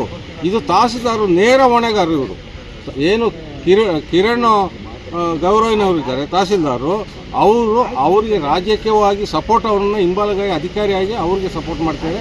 ಇದನ್ನು ಖಂಡನೆ ಮಾಡ್ತಿದ್ದೀವಿ. ಅವ್ರಿಗೆ ಏನು ಹೋರಾಟ ಮಾಡ್ತಿದ್ದೀವಿ, ಇದು ರಾಜಕೀಯವಾಗಿ ಮಗದೊಂದು ಪಕ್ಷತ್ವವಲ್ಲ. ನಾವು ನಿಜವಾದ ಆದೇಶಗಳು ಹೋರಾಟ ಮಾಡ್ತಿದ್ವಿ. ನಾವು ನ್ಯಾಯ ಸಿಗೋದಂತ ಹೋರಾಟವನ್ನು ಮುಂದುವರಿಸ್ತೀವಿ. ಧನ್ಯವಾದ. ನ್ಯೂಸ್ ಸಂಗಮಕ್ಕಾಗಿ ಡಾಕ್ಟರ್ HM ರಘುಕೋಟಿ, ಕುಶಾಲನಗರ. ಕುಶಾಲನಗರ ತಾಲೂಕಿನ ಚಿಕ್ಕಅಳುವಾರದ ಕೊಡಗು ವಿಶ್ವವಿದ್ಯಾಲಯದಲ್ಲಿ ಅಂತರ್ ಕಾಲೇಜು ಶೈಕ್ಷಣಿಕ ಮತ್ತು ಸಾಂಸ್ಕೃತಿಕ ಉತ್ಸವ ಯುವ ವೈಭವ ಕಾರ್ಯಕ್ರಮ ನಡೆಯಿತು. ವಿದ್ಯಾರ್ಥಿಗಳು ತರಗತಿಯ ಪಾಠಗಳಿಗೆ ಮಾತ್ರ ಸೀಮಿತವಾಗದೆ ಸಂಗೀತ, ಕಲೆ, ನೃತ್ಯ ಸೇರಿದಂತೆ ಸಾಂಸ್ಕೃತಿಕ ಸ್ಪರ್ಧೆಗಳಲ್ಲಿ ಭಾಗವಹಿಸಿ ತಮ್ಮ ಕೌಶಲ್ಯ ಸಾಮರ್ಥ್ಯವನ್ನು ಪ್ರದರ್ಶಿಸಬೇಕು. ಅದಕ್ಕೆ ಈ ಯುವ ವೈಭವ ಕಾರ್ಯಕ್ರಮ ಅತ್ಯುತ್ತಮ ವೇದಿಕೆ ಕಲ್ಪಿಸಿಕೊಟ್ಟಿದೆ. ಸಾಂಸ್ಕೃತಿಕ ಸ್ಪರ್ಧೆಗಳು ವಿದ್ಯಾರ್ಥಿಗಳ ವೈಯಕ್ತಿಕ ವಿಕಸನಕ್ಕೆ ಹಾರದಾರಿ. ಇಂತಹ ಪ್ರಯತ್ನಗಳು ಹೀಗೆ ಮುಂದುವರೆಯಲಿ ಎಂದು ಮಡಿಕೇರಿ ವಿಧಾನಸಭಾ ಕ್ಷೇತ್ರದ ಶಾಸಕರಾದ ಡಾಕ್ಟರ್ ಮಂತರ್ಗೌಡ ಅಭಿಮತ ವ್ಯಕ್ತಪಡಿಸಿದರು. ಇಲ್ಲಿನ ಚಿಕ್ಕ ಅಳುವಾರದ ಜ್ಞಾನ ಕಾವೇರಿ ಆವರಣದ ಕೊಡಗು ವಿಶ್ವವಿದ್ಯಾಲಯದ ವತಿಯಿಂದ ಮಂಗಳವಾರ ಹಮ್ಮಿಕೊಂಡಿದ್ದ ಅಂತರ್ ಕಾಲೇಜು ಶೈಕ್ಷಣಿಕ ಮತ್ತು ಸಾಂಸ್ಕೃತಿಕ ಉತ್ಸವ ಯುವ ವೈಭವ ಕಾರ್ಯಕ್ರಮ ಉದ್ಘಾಟಿಸಿ ಮಾತನಾಡಿದರು. ಕೊಡಗು ಜಿಲ್ಲೆಯಲ್ಲಿ ವಿಶ್ವವಿದ್ಯಾಲಯ ಇದ್ದರೂ ಎಲ್ಲಾ ಮಕ್ಕಳು ಉನ್ನತ ಶಿಕ್ಷಣಕ್ಕಾಗಿ ಬೇರೆ ಜಿಲ್ಲೆಯ ವಿಶ್ವವಿದ್ಯಾಲಯಗಳತ್ತ ಮುಖ ಮಾಡಿರುವುದು ಬೇಸರದ ಸಂಗತಿ ಎಂದರು. ಗೌರವ ಅತಿಥಿಗಳಾಗಿ ಆಗಮಿಸಿದ ಹಾಸನ ವಿಶ್ವವಿದ್ಯಾಲಯದ ಕುಲಪತಿ ಪ್ರೊಫೆಸರ್ ತಾರನ್ ಟಿಸಿ ಮಾತನಾಡಿದರು. ಈ ಸಂದರ್ಭದಲ್ಲಿ ಗೌರವಾನ್ವಿತ ಅತಿಥಿಯಾಗಿ ಆಗಮಿಸಿದ ಗ್ಯಾರಂಟಿ ಅನುಷ್ಠಾನ ಸಮಿತಿಯ ಕುಶಾಲನಗರ ತಾಲೂಕು ಅಧ್ಯಕ್ಷ ವಿಪಿ ಶಶಿಧರ್ ಮಾತನಾಡಿದರು. ಕಾರ್ಯಕ್ರಮದ ಅಧ್ಯಕ್ಷತೆ ವಹಿಸಿದ ಕೊಡಗು ವಿಶ್ವವಿದ್ಯಾಲಯದ ಕುಲಪತಿ ಪ್ರೊಫೆಸರ್ ಅಶೋಕ್ ಸಂಗಪ್ಪ ಆಲೂರು ಮಾತನಾಡಿ, ಸ್ಪರ್ಧೆಗಳಲ್ಲಿ ಭಾಗವಹಿಸಿರುವ ಎಲ್ಲಾ ವಿದ್ಯಾರ್ಥಿಗಳಿಗೆ ಅಭಿನಂದನೆ ತಿಳಿಸಿದರು. ಕಾರ್ಯಕ್ರಮದಲ್ಲಿ ಸಮಾಜ ಕಾರ್ಯ ವಿಭಾಗದ ಉಪನ್ಯಾಸಕ ಮತ್ತು ಅಂತರ್ ಕಾಲೇಜು ಯುವ ವೈಭವ ಉತ್ಸವದ ಸಂಯೋಜಕ ಮಂಜುನಾಥ್ ಗೌಡ ಸ್ವಾಗತಿಸಿ ಪ್ರಾಸ್ತಾವಿಕವಾಗಿ ಮಾತನಾಡಿದರು. ಕನ್ನಡ ವಿಭಾಗದ ಉಪನ್ಯಾಸಕ ಡಾಕ್ಟರ್ ಜಮೀರ್ ಅಹಮದ್, ಕನ್ನಡ ವಿಭಾಗದ ವಿದ್ಯಾರ್ಥಿ ರಾಕೇಶ್ ಎನ್ಪಿ ಮತ್ತು ಸೂಕ್ಷ್ಮಾಣು ಜೀವ ವಿಜ್ಞಾನದ ವಿಭಾಗದ ವಿದ್ಯಾರ್ಥಿನಿ ಸನಿಗೆ ನಿರೂಪಿಸಿದರು. ಸಮಾಜ ಕಾರ್ಯ ವಿಭಾಗದ ಉಪನ್ಯಾಸಕ ಲೋಕೇಶ್ ಭರಣಿ ವಂದಿಸಿದರು. ನ್ಯೂಸ್ ಸಂಗಮಕ್ಕಾಗಿ ಅನಿವಂಶಿ ಕುಶಾಲನಗರ. ಕೇಂದ್ರ ಕನ್ನಡ ಸಾಹಿತ್ಯ ವೇದಿಕೆ ಬೆಂಗಳೂರು ಇವರ ವತಿಯಿಂದ ಕುವೆಂಪು ಮತ್ತು ಕನ್ನಡ ಪ್ರಜ್ಞೆ ವಿಚಾರ ಸಂಕಿರಣ ನಡೆಯಿತು. ವಿಶ್ವ ಸಾಹಿತ್ಯದ ದೈತ್ಯ ದಿವ್ಯ ಭವ್ಯ ಪ್ರತಿಭೆಯಾದ ಕುವೆಂಪು ಅವರು ಕನ್ನಡಿಗರ ಎದೆಯಲ್ಲಿ ಬಿತ್ತಿದ ಕನ್ನಡ ಪ್ರಜ್ಞೆಯು ವಿಶ್ವ ಮಾನವ ಪ್ರಜ್ಞೆಯ ಭಾಗವಾಗಿ ಕುವೆಂಪು ಅವರ ಕಾವ್ಯ, ಕತೆ, ಕಾದಂಬರಿ, ನಾಟಕ, ವಿಮರ್ಶೆ, ಆತ್ಮಚರಿತ್ರೆಯಲ್ಲಿ ದಟ್ಟವಾಗಿ ಮೂಡಿಬಂದಿದೆ. ಅವರ ಒಟ್ಟು ಸಾಹಿತ್ಯದಲ್ಲೇ ಕನ್ನಡ ಪ್ರಜ್ಞೆಯ ವಿರಾಟ್ ದರ್ಶನ ಲಭಿಸುತ್ತದೆ. ಕನ್ನಡ ಬದುಕಿನ ಅನಾವರಣ, ಪ್ರಕೃತಿಯ ವರ್ಣನೆ, ಭಾಷೆಯ ಸಾರಸತ್ವ, ಜನಜೀವನದ ದರ್ಶನದಲ್ಲಿ ಕನ್ನಡ ಪ್ರಜ್ಞೆ ಕೇಂದ್ರಿತ ನೆಲೆಗಳಿವೆ. ಈ ನೆಲೆಗಳು ನಮ್ಮ ಭಾಷೆ ಮತ್ತು ಸಂಸ್ಕೃತಿಯ ಮೂಲಕ ಕನ್ನಡದ ಅಸ್ಮಿತೆಯನ್ನು ಎತ್ತಿ ಹಿಡಿಯುತ್ತವೆ ಎಂದು ಪ್ರಸಿದ್ಧ ಸಾಹಿತಿ ಹಾಗೂ ಮೈಸೂರಿನ ಸ್ಪಂದನ ಸಾಂಸ್ಕೃತಿಕ ಪರಿಷತ್ತಿನ ಅಧ್ಯಕ್ಷ ಟಿ ಸತೀಶ್ ಜವರೇಗೌಡ ಅಭಿಪ್ರಾಯಪಟ್ಟರು. ಕೇಂದ್ರ ಕನ್ನಡ ಸಾಹಿತ್ಯ ವೇದಿಕೆ ಬೆಂಗಳೂರು ಹಾಗೂ ಟೈಮ್ಸ್ ಪಿಯು ಕಾಲೇಜು ಹಾಸನ ವತಿಯಿಂದ ನಗರದ ಸತ್ಯಮಂಗಲದಲ್ಲಿರುವ ಟೈಮ್ಸ್ ಗುರುಕುಲ ಶಾಲೆಯಲ್ಲಿ ಹಮ್ಮಿಕೊಂಡಿದ್ದ ಕುವೆಂಪು ಮತ್ತು ಕನ್ನಡ ಪ್ರಜ್ಞೆ ವಿಚಾರ ಸಂಕಿರಣದಲ್ಲಿ ಉಪನ್ಯಾಸ ನೀಡಿ ಮಾತನಾಡಿದರು. ಕಾರ್ಯಕ್ರಮವನ್ನು ದೀಪ ಬೆಳಗಿಸುವುದರ ಮೂಲಕ ಉದ್ಘಾಟಿಸಿದರು. ಟೈಮ್ಸ್ ಗುರುಕುಲ ಮತ್ತು ಟೈಮ್ಸ್ ಪಿಯು ಕಾಲೇಜಿನ ಅಧ್ಯಕ್ಷರಾದ ಎಬಿ ಸುರೇಂದ್ರ ಕುಮಾರ್ ಅಧ್ಯಕ್ಷತೆ ವಹಿಸಿ ಮಾತನಾಡಿದರು. ಈ ಸಂದರ್ಭದಲ್ಲಿ ಹಿರಿಯ ಸಾಹಿತಿ ಗೊರೂರು ಅನಂತರಾಜು, ಕದಂಬ ಸೇನೆಯ ಜಿಲ್ಲಾಧ್ಯಕ್ಷ ಎಎಚ್ ಗಣೇಶ್, ಎವಿಕೆ ಕಾಲೇಜಿನ ಉಪನ್ಯಾಸಕ ಪ್ರಕಾಶ್, ಮೈಸೂರು ಅಧ್ಯಮ ರಂಗ ಶಾಲೆಯ ಸ್ಥಾಪಕ ಹಾಗೂ ರಂಗಕರ್ಮಿ ಚಂದ್ರು ಮಂಡ್ಯ, ಕವಿಯತ್ರಿಯರಾದ ಗಿರಿಜಾ, ನಿರ್ವಾಣಿ, ಮಂಜುಳಾ ಪ್ರಸಾದ್, ಪದ್ಮಾವತಿ ವೆಂಕಟೇಶ್, ಪ್ರಭಾಮಣಿ, ಪ್ರಾಂಶುಪಾಲರಾದ ಶೈಲರಾಯ್, ಉಪನ್ಯಾಸಕ ಪ್ರಮೋದ್, ಕನ್ನಡ ಉಪನ್ಯಾಸಕ ಅರವಿಂದ್ ಸೇರಿದಂತೆ ಹಲವರು ಉಪಸ್ಥಿತರಿದ್ದರು. ನ್ಯೂಸ್ ಸಂಗಮಕ್ಕಾಗಿ ಧನ್ಯ, ಕುಶಾಲನಗರ. ಕೊಡಗು ಜಿಲ್ಲೆಯ ವಿರಾಜಪೇಟೆ ತಾಲೂಕಿನಲ್ಲಿ ನೂತನವಾಗಿ ಆರೋಗ್ಯ ವಿಮಾ ಘಟಕ ಆರಂಭಗೊಂಡಿದೆ. ವಿರಾಜಪೇಟೆಯ ಸರ್ಕಾರಿ ಬಸ್ ನಿಲ್ದಾಣದ ಸಮೀಪದಲ್ಲಿ ನೂತನವಾಗಿ ಸುಮಾರು 20 ವರ್ಷಗಳಿಂದ ಕೇರಳ ರಾಜ್ಯದ ಇರಿಟಿಯಲ್ಲಿ ಉತ್ತಮ ಕಾರ್ಯನಿರ್ವಹಿಸುತ್ತಿದ್ದ ಹೆಲ್ತ್ ಇನ್ಶೂರೆನ್ಸ್ ಸಂಸ್ಥೆಯ 3ನೇ ಶಾಖೆಯು ವಿರಾಜಪೇಟೆ ಶುಭಾರಂಭಗೊಂಡಿತು. ವಿಜಿ ಸುನಿಲ್ ರವರ ಮಾಲೀಕತ್ವದ ಸಂಸ್ಥೆಯು ಇದಾಗಿದ್ದು, ಜ್ಞಾನವೇ ಆಸ್ಪತ್ರೆ, ಪ್ರೀತಿ ಔಷಧ, ಶಾಂತಿಯೇ ಆರೋಗ್ಯ ವಿಮೆ. ಜೀವನದಲ್ಲಿ ಅತ್ಯಂತ ಅಮೂಲ್ಯವಾದುದು ಆರೋಗ್ಯ. ಅಗತ್ಯವಿದ್ದಾಗ ಉಪಯೋಗಕ್ಕೆ ಬಾರದ ಉಳಿತಾಯದಿಂದ ಏನು ಪ್ರಯೋಜನ? ಈ ಪರಿಸ್ಥಿತಿಗೆ ಪರಿಹಾರವನ್ನು ಜೀವಮಾನದ ರಕ್ಷಣೆಯನ್ನು ಒದಗಿಸುವ ಆರೋಗ್ಯ ವಿಮೆಯ ಮೂಲಕ ಸಾಧಿಸಬಹುದು. ಖಾಸಗಿ ಕಂಪನಿಗಳು ಇನ್ಸೂರೆನ್ಸ್ ಕಟ್ಟಿಸಿಕೊಳ್ಳುತ್ತದೆ, ಆದರೆ ಸಕಾಲದಲ್ಲಿ ನಾವು ಕಟ್ಟಿದ ಹಣ ಸಿಗುವುದಿಲ್ಲ. ನಮ್ಮ ಸಂಸ್ಥೆಯು ನೇರವಾಗಿ ಆಸ್ಪತ್ರೆಗೆ ಹಣವನ್ನು ತಲುಪಿಸುವ ಸಂಪೂರ್ಣ ಜವಾಬ್ದಾರಿ ವಹಿಸುತ್ತದೆ ಎಂದು ಸುನಿಲ್ ಮಾಹಿತಿ ನೀಡಿದರು. ನಮ್ಮ ಕಾರ್ಯಕ್ರಮವನ್ನು ಮೆಚ್ಚಿ ದೇಶದಲ್ಲೇ ಅಲ್ಲದೆ ಸುಮಾರು 18 ರಾಷ್ಟ್ರಗಳಲ್ಲಿ ನನ್ನನ್ನು ಕರೆಸಿಕೊಂಡು ಸನ್ಮಾನ ಮಾಡಿದ್ದಾರೆ ಎಂದು ತಿಳಿಸಿದರು. ಸದ್ಯದಲ್ಲೇ ಬೆಂಗಳೂರಿನಲ್ಲಿ ನಮ್ಮ ಶಾಖೆ ಆರಂಭಗೊಳ್ಳುತ್ತದೆ ಎಂದು ಮಾಹಿತಿ ನೀಡಿದರು. ನೂತನ ಶಾಖೆಗೆ ವಿರಾಜಪೇಟೆ ಅರಮೇರಿ ಮಠದ ಶ್ರೀ ಶ್ರೀ ಶ್ರೀ ಶಾಂತ ಮಲ್ಲಿಕಾರ್ಜುನ ಸ್ವಾಮಿಗಳು, ಅಮ್ಮತ್ತಿ ಚರ್ಚಿನ ಧರ್ಮಗುರುಗಳಾದ ರೆವೆಂಡರ್ ಫಾದರ್ ಮೊದಲಿಮುತ್ತು, ವಿರಾಜಪೇಟೆ ಜುಮ್ಮಾ ಮಸೀದಿಯ ಖತೀಬರಾದ ಜನಬ್ ಶುಹೇಬ್ ಪೈಸಿ, ವಿರಾಜಪೇಟೆ ಕೊಡವ ಸಮಾಜದ ಅಧ್ಯಕ್ಷರಾದ ಅಮ್ಮಣ್ಣೆ ಚಂಡ ರವಿ ಉತ್ತಪ್ಪ, ಸಮಾಜ ಸೇವಕ ಚೋಕುಂಡ ಸಂಜು ಸುಬ್ಬಯ್ಯ, ಕಾರ್ಯದರ್ಶಿ ಫೌಲ್ ಜೇವಿಯರ್ ಆಗಮಿಸಿ ಜ್ಯೋತಿ ಬೆಳಗಿಸಿ ಶಾಖೆಯನ್ನು ಉದ್ಘಾಟನೆ ಮಾಡಿದರು. ಆಗಮಿಸಿದ ಗಣ್ಯರು ನೂತನ ಇನ್ಶೂರೆನ್ಸ್ ಶಾಖೆಗೆ ಶುಭಾಶಯ ಸಲ್ಲಿಸಿದರು. വിരാജപേട്ടೆಯ ಹಲವಾರು ಮಂದಿ ಕಾರ್ಯಕ್ರಮದಲ್ಲಿ ಭಾಗವಹಿಸಿದ್ದರು. അപ്പോൾ എനിക്ക് ഇവിടെ വന്ന് ഞാൻ ഒരു visited 30 countries. I have visited 30 countries. I award എനിക്ക് ഒരു 20 countries ഈ ഹെൽത്ത് ഇൻഷുറൻസ് അവാർഡ് കിട്ടിയിട്ടുണ്ട്. 20 countries. അതൊക്കെല്ലാം പോയി ഒരു ആളെല്ലാം ഇങ്ങനെ എല്ലാവരെയും പരിചയപ്പെട്ടു. അങ്ങനെ കുറേ ആള് ലക്ഷക്കണക്കിന് ആൾക്കാരെ എല്ലാം പരിചയപ്പെട്ടു. അങ്ങനെ ലൈഫിൽ ഇതെല്ലാം വന്നു. അപ്പോൾ എനിക്കൊരു കാര്യം മനസ്സിലായി, ഈ ലോകത്തിലെ ഏറ്റവും നിസ്സാരനായ മനുഷ്യനാര്? ഏറ്റവും നിസ്സാരനായ. കാരണം നാളെ ഞാനുണ്ടോ ഇല്ലയോ എന്ന് എനിക്കറിയില്ല. പിന്നെ ഞാനുണ്ടെങ്കിൽ എല്ലാവരും ഉണ്ട്, ಇಲ್ಲ ಒನ್ನುವಿಲ್ಲ. ಇದು ಲೈಫ್ ತತ್ವಮಸಿ. ಅವರು ತಮ್ಮ ಸೇವೆ ಎಂಬ ಒಂದು ಈ ಅಮೂಲ್ಯವಾದ ಒಂದು ಡೋನರ್ ಅಂದರೆ ಅವರೇ ನಿಂತು ಈ ಕಾರ್ಯವನ್ನು ಮಾಡಲಿಕ್ಕೆ ಮುಂದೆ ಬಂದಿದ್ದಾರೆ. ಅಂದರೆ ನಮ್ಮ ಆರೋಗ್ಯ ಎಷ್ಟು ಮುಖ್ಯ ಮತ್ತು ಆರೋಗ್ಯ ಕೆಟ್ಟಾಗ ನಾವು ಎಷ್ಟೇ ಇದ್ದರೂ ಕೂಡ ಆ ಸಮಯದಲ್ಲಿ ಅಸಹಾಯಕರಾಗಿ ಆಗ್ಬಿಡ್ತೀವಿ. ಅಂತಹ ಸಮಯದಲ್ಲಿ ಇಂಥ ಸಹಾಯ ನಮಗೆ ಅವಶ್ಯಕತೆ ಇದೆ. ಆದ್ದರಿಂದ ನಮ್ಮ ಈ ಕೊಡಗಿನಲ್ಲಿರುವ ಎಲ್ಲರೂ ಈ ವ್ಯವಸ್ಥೆಯನ್ನು ಉಪಯೋಗಿಸಿ ಎಲ್ಲರೂ ಆರೋಗ್ಯವಂತರಾಗಿರಲಿ ಅಂತ ನಾವು ನಿಮ್ಮೆಲ್ಲರಿಗಾಗಿ ನಿಮ್ಮಲ್ಲಿ ಪ್ರಾರ್ಥಿಸುತ್ತೇವೆ. ಹಾಗೂ ಈ ಸಂಸ್ಥೆ ಇನ್ನೂ ಚೆನ್ನಾಗಿ ಬೆಳೆದು ಎಲ್ಲರಿಗೂ ತಮ್ಮ ಸೇವೆಯನ್ನು ನೀಡಲಿ ಅಂತ ನಾವು ಆಶಿಸುತ್ತೇವೆ. So wish you all the best Sunil. May God bless. ಯಾವುದೇ ಒಬ್ಬ ವ್ಯಕ್ತಿಗೆ ಇಡೀ ಜಗತ್ತು ಕಾಣುತ್ತೆ ವಿನಃ ತನ್ನ ಮುಖ ತನಗೆ ಕಾಣೋದಿಲ್ಲ ಅನ್ನುವಂಥದ್ದನ್ನು ಅವರು ಪ್ರಾರಂಭದಲ್ಲಿ ನೆನಪು ಮಾಡಿಕೊಟ್ರು. ಅದೇ ಪ್ರಕಾರದಲ್ಲಿ ನಾವೆಲ್ಲವನ್ನೂ ಅಷ್ಟೇ ನಾವು ಬಾಹ್ಯದ ವಿಚಾರಗಳನ್ನು ಮಾತ್ರ ನಾವು ಅರಸ್ತಾ ಹೋಗ್ತೇವೆ ವಿನಃ ನಮ್ಮನ್ನು ನಾವು ನೋಡಿಕೊಳ್ಳುವಂಥ ಪ್ರಯತ್ನವನ್ನು ನಾವು ಯಾವತ್ತೂ ಮಾಡೋದೇ ಇಲ್ಲ. ಹಾಗಾಗಿ ಇವತ್ತೇನಾಗಿದೆ ಅಂತ ಹೇಳಿದ್ರೆ ನಮ್ಮನ್ನು ನಾವು ನೋಡಿಕೊಳ್ಳುವಂಥ ಸಂದರ್ಭದಲ್ಲಿ ಅದು ಕೊನೆಗೆ ಇನ್ನೂ ಒಂದು ಮಾತು ಹೇಳಿದ್ರು, 25ರಿಂದ 50ರವರೆಗೆ ನಾವು ಗಳಿಸ್ತೇವೆ, 50ರಿಂದ ನಮಗೆಲ್ಲವೂ ಇರುತ್ತೆ, ಆದರೆ ಏನು ಇರಬೇಕಾಗಿತ್ತು ಅದು ಇರೋದಿಲ್ಲ ನಮಗೆ, ಅಂದರೆ ಆರೋಗ್ಯ ಇರೋದಿಲ್ಲ. ಆರೋಗ್ಯವನ್ನು ಸಮರ್ಪಕವಾಗಿ ಕಾಪಾಡಿಕೊಡ್ಬೇಕು ಅಂತ ಹೇಳಿದ್ರೆ ಮನುಷ್ಯನಿಗೆ ಇವತ್ತೇನು ಬೇಕಾಗಿದೆ ಅಂತಂದರೆ ಯಾವುದೇ ಆಸ್ಪತ್ರೆಗಳಲ್ಲಿ ಹೋದಂಥ ಸಂದರ್ಭದಲ್ಲಿ ಅದು ಯಾವ ರೀತಿ ಆಗಿರ್ತಕ್ಕಂಥ ಒತ್ತಡಕ್ಕೆ ಒಳಗಾಗ್ತಾರೆ ಅಂತ ಹೇಳಿದ್ರೆ ಎಷ್ಟೋ ಜನ ತಮ್ಮ ಆಸ್ಪತ್ರೆಯ ಆ ಖರ್ಚನ್ನು ಭರಿಸಲಾಗದೇ ಮಾಡಿ ಅವರಲ್ಲೂ ಕೂಡ ಆ ಒಂದು ಪೇಷಂಟಿಗೋಸ್ಕರ ಏನಾದರೂ ಒಂದು ಡಿಸ್ಕೌಂಟ್ ಮಾಡ್ಬೋದಾ ಅಂತ ಹೇಳುವಂಥ ಪ್ರಯತ್ನ ಕೊಡುವಂಥ ಒಂದು ವ್ಯಕ್ತಿ ಇದ್ದರೆ ಅದು ನಮ್ಮ ಸಂಜು ಸುಮಯ್ಯ. ಹಾಗೆ ನೆರೆದಿರ್ತಕ್ಕಂಥ ಎಲ್ಲ ನನ್ನ ಆತ್ಮೀಯ ಸನ್ಮಿತ್ರರೇ, ಪತ್ರಕರ್ತ ಮಿತ್ರರೇ, ಇವತ್ತು ಈ ಒಂದು ಕಚೇರಿ ವಿರಾಜಪೇಟೆಗೆ ಎಷ್ಟು ಉಪಯುಕ್ತ ಆಗ್ತದೆ ಅಂತ ಹೇಳಿದ್ರೆ ಇವರಿಗೆ ವಿರಾಜಪೇಟೆಯಲ್ಲಿ ಅಲ್ಲ, ಇವರಿಗೆ ಆಲ್ರೆಡಿ 3 ಬ್ರಾಂಚ್ ಇದೆ. ಹಾಗಾಗಿ ಹೊಸದಾಗಿ ಪ್ರಾರಂಭವಾಗಿ ನಾಳೆ ಮುಚ್ಚಿ ಹೋಗುವಂಥ ಪರಿಸ್ಥಿತಿನೂ ಇಲ್ಲ. ಯಾಕೆಂತ ಹೇಳಿದ್ರೆ ಇನ್ಶೂರೆನ್ಸ್ ತಗೊಳ್ಳೋರು ಫೋನ್ ಮುಖಾಂತರ ಸುಮಾರು ಕಾಲ್ಸ್ ಬರುತ್ತೆ. ನಾವು ಟಾಟಾದಿಂದ ಮಾತಾಡ್ತಾ ಇದ್ದೀವಿ, ನಾವು ಸ್ಟಾರಿಂದ ಮಾತಾಡ್ತಾ ಇದ್ದೀವಿ, ದುಡ್ಡು ಹಾಕಿದ್ರೆ ಪಾಲಿಸಿ ಬರುತ್ತೆ. ಆದರೆ ಆ ಪಾಲಿಸಿಯಲ್ಲಿ ಸರ್ವಿಸ್ ಕ್ಲೈಮ್ ಸಿಗೋದಿಲ್ಲ. ಕ್ಲೈಮ್ ಸಿಗೋದು ಇದು ಭಾಳ ಇಂಪಾರ್ಟೆಂಟ್. ಇವರ ಕಚೇರಿಯಿಂದ ನಮ್ಗೆ ಏನು ಲಾಭ ಅಂತ ಹೇಳಿದ್ರೆ, ಈಗ ನಮ್ಮ ವಿರಾಜಪೇಟೆ ನಗರದಲ್ಲಿ ಯಾರಿಗಾದ್ರೂ ಒಬ್ಬರಿಗೆ ಏನಾದರೂ ಅನಾರೋಗ್ಯ ಆದರೆ ಅವರು ಖುದ್ದಾಗಿ ಹಾಸ್ಪಿಟಲ್ ಹೋಗೋಕ್ಕಿಂತ ಮುಂಚೆ ಇವರಿಗೆ ಇನ್ಫಾರ್ಮ್ ಮಾಡಿ ಹೋದರೆ ಇವರು ಆಲ್ರೆಡಿ ಆ ಇನ್ಶೂರೆನ್ಸ್ ಕಂಪನಿಯಲ್ಲಿ ಇಂಥ ಪೇಷಂಟ್ ಇಂಥ ದಿನ ಬರ್ತಾ ಇದ್ದಾರೆ, ಕ್ಲೈಮ್ಗೆ ರೆಡಿ ಇಡಿ ಅಂತ ಹೇಳ್ತಾರೆ. ಬಿಲ್ಲನ್ನು ಅಲ್ಲೇ ಕಟ್ಟಿ ಬರುವಂಥದ್ದಲ್ಲ, ಇವರೇ ಇನ್ಶೂರೆನ್ಸ್ ಕಂಪನಿಯವರು ಅಲ್ಲಿ ಪೇ ಮಾಡುವಂಥ ಒಂದು ಮಧ್ಯಸ್ಥಿಕರಾಗಿ ಇವ್ರು ಇರ್ತಾರೆ. ಈಗ ನನಗೆ ಒಂದು ಪಾಲಿಸಿ ಬೇಕು ಅಂತ ಹೇಳಿದ್ರೆ ಇವರ ಅವಶ್ಯಕತೆನೇ ಇಲ್ಲ, ನಾನು ಆನ್ಲೈನ್ ಮುಖಾಂತರ ತಗೋಬೋದು. ಆದರೆ ಅವ್ನು ಕ್ಲೇಮ್ ಮಾಡಲಿಕ್ಕೆ ಆನ್ಲೈನ್ಲಿ ಆ ನಂಬರೇ ಇರೋದಿಲ್ಲ, ಮತ್ತೆ ಅಂತ ವ್ಯಕ್ತಿನೇ ಇರೋದಿಲ್ಲ. ಹಾಗಾಗಿ ಇವರಿಂದ ನಾವು ಆ ಲಾಭವನ್ನು ಪಡ್ಕೋಬೋದು. ಮತ್ತು ನಾವು ಬೆಳಿಗ್ಗೆ ನಮ್ಮ ಶಾಸಕರಿದ್ದಾಗ ಇವತ್ತು ಅವರು ಕೂಡ ಕಾರ್ಯಕ್ರಮ ಬರಬೇಕಿತ್ತು. ಕೇರಳದಲ್ಲಿ ಇವತ್ತು ಸರ್ಕಾರ ರಚನೆ ಆಗೋದ್ರಿಂದ ಅವರು ಬರಲಿಕ್ಕೆ ಆಗಲಿಲ್ಲ, ಇಲ್ಲಾಂದ್ರೆ ಅವರು ಕೂಡ ಒಪ್ಕೊಂಡಿದ್ರು ಬರ್ತೀನಿ ಅಂತೇಳಿ. ಹಾಗಾಗಿ ಅವರ ಮನೆಗೆ ನಾವು ಹೋದಾಗ, ನಾನು ಸಂಜು ಸುಬ್ಬಯ್ಯ ಹೋದಾಗ ಪ್ರತಿನಿತ್ಯ ಒಂದು 10ರಿಂದ 15 ಜನ ಅನಾರೋಗ್ಯಕ್ಕೀಡಾದವರು ಅವ್ರ ಹತ್ರ ಬಂದು ಅವರ ಕಷ್ಟಗಳನ್ನು ಹೇಳುವಂಥ ಪರಿಸ್ಥಿತಿ ಇದೆ. ಈಗ ನಾವು ಎಲ್ಲದಕ್ಕೂ ಖರ್ಚು ಮಾಡ್ತೀವಿ, ನಮ್ಮ ಆರೋಗ್ಯಕ್ಕೂ ಕೂಡ ನಾವು ಒಂದು ಹಣವನ್ನು ವಿನಿಯೋಗಿಸಬೇಕು. ಒಂದು ವಾಹನ ಖರೀದಿ ಮಾಡಿದಾಗ ನಾವು ಇನ್ಶೂರೆನ್ಸ್ ಕಟ್ತೇವೆ ವರ್ಷಕ್ಕೆ, ಅದೇನು ಆಕ್ಸಿಡೆಂಟ್ ಆಗುತ್ತೆ ಅಂತ ಕಾಯ್ತೀವಾ? ಇಲ್ಲ. ಅಂದರೆ ಇಲ್ಲಿದ್ದು ರೂಲ್ ಅದು, ಆ ರೂಲಿಗೆ ನಾವು ಫಾಲೋ ಮಾಡ್ತಾ ಇದ್ದೀವಿ. ಆಗ ಈ ಹೆಲ್ತ್ ಇನ್ಶೂರೆನ್ಸ್ ಅಂತ ಹೇಳಿದ್ರೆ ಅದಕ್ಕೆ ರಿಟರ್ನ್ಸ್ ಇಲ್ಲ, ಒಬ್ಬನಿಗೆ ಯೂಸ್ ಆಗುತ್ತೆ. ಉಸ್ತಾದವರು ಒಂದು ಮಾತು ಹೇಳಿದ್ರು, ಆ ಮಾತಲ್ಲಿ ಏನಿದೆ ಅಂತ ಹೇಳಿದ್ರೆ ಒಂದು ಮಾನವೀಯತೆ ಇದೆಯಲ್ಲ, ನನ್ನ ದುಡ್ಡಿಗೆ ನನಗೆ ಕಾಯಿಲೆನೇ ಬರೋದು ಬೇಡ, ಇವ್ರಿಗೂ ಬರೋದು ಬೇಡ. ಇವ್ರ ದುಡ್ಡಲ್ಲಿ ಇನ್ಯಾರೋ ಚಿಕಿತ್ಸೆ ಪಡಿತಾ ಇದ್ದಾನೆ, ಅವ್ರಿಗೆ ಗೊತ್ತೇ ಇಲ್ಲ ವಿಚಾರ. ಅವ್ರ ದುಡ್ಡು ಎಲ್ಲೋ ಒಂದು ಕಡೆ ವಿನಿಯೋಗ ಆಗ್ತಾ ಇದೆ. ಫಾದರ್ ಅವರು ವರ್ಷ ದುಡ್ಡು ಕಟ್ತಾ ಇದ್ದಾರೆ ಹೆಲ್ತ್ ಇನ್ಶೂರೆನ್ಸ್. ಆ ಹೆಲ್ತ್ ಇನ್ಶೂರೆನ್ಸಲ್ಲಿ ಇನ್ಯಾರೋ ಒಬ್ಬ ಆರೋಗ್ಯವನ್ನು ಪಡ್ಕೊತಾ ಇದ್ದಾರೆ. ಹಾಗಾಗಿ ನಾವೆಲ್ಲರೂ ಅದೇ ಮನಸ್ಸಲ್ಲಿ ಇಟ್ಕೋಬೇಕು, ನನಗೆ ಯಾವುದೇ ಕಾಯಿಲೆ ಬರೋದು ಬೇಡ, ಬೇರೆಯವ್ರಿಗೆ ಯಾರಿಗಾದ್ರೂ ಬಂದರೆ ನನ್ನ ಹಣ ಅಲ್ಲಿಗೆ ವಿನಿಯೋಗ ಆಗುತ್ತೆ ಅಲ್ಲ ಅಂತೇಳಿ ಉದ್ದೇಶ ಇಟ್ಕೊಂಡು ನಾವೆಲ್ಲರೂ ಕೂಡ ಇವರಿಗೆ ಸಹಕಾರ ಕೊಡುವ. ವಿಶೇಷವಾಗಿ ನಮ್ಮ ವಿರಾಜಪೇಟೆ ನಗರದಲ್ಲಿ ಬಂದಿದ್ದಕ್ಕೆ ನಾನು ಶುಭಾಶಯಗಳನ್ನ ಅರ್ಪಿಸ್ತೇನೆ. ನಿಮ್ಮ ಸಮಸ್ಯೆ ಅತ್ಯಂತ ಹೆಚ್ಚು ದೊಡ್ಡ ಮಟ್ಟಕ್ಕೆ ಬೆಳೆಯಲಿ ಅಂತೇಳಿ ಆಶಿಸ್ತೇನೆ. ಧನ್ಯವಾದ. ಇನ್ಶೂರೆನ್ಸ್ ಕಂಪನಿ 27 ಇಯರ್ಸ್ ಆಯಿತು ಸರ್ವ್ ಮಾಡಿ.